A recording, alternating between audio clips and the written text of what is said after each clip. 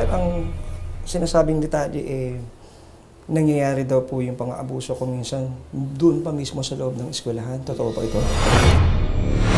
Walang kamalay-malay ang ina ni Ashley sa pinagdaanan ng anak. Ayon kay Mary Jane, sa paglipas ng mga araw, napansin niyang ginagabi ang anak sa pag-uwi mula sa klase.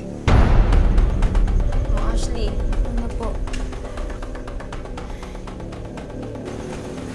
Anak, napapadalas naman yata yung extension ng klase niyo.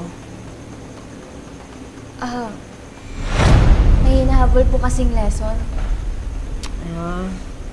Ay, nak, ito nga pala may send na message yung teacher mo. Tingnan mo nga to.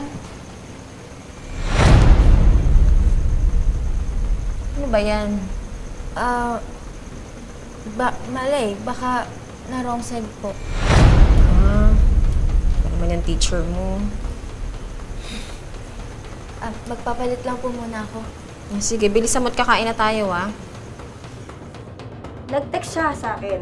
Nag-text siya na malilate po ng uwi kasi may na-late daw na bata.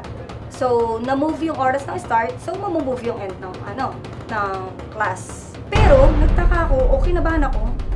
Bakit magte-text ka sa text? Meron tayong GC. Anak ko lang yung Anak ko lang yung iwan? Yung ibang estudyante, hindi? Kaya lalong lumakas ang kutob ni Mary Jane na may kakaibang nangyayari sa anak.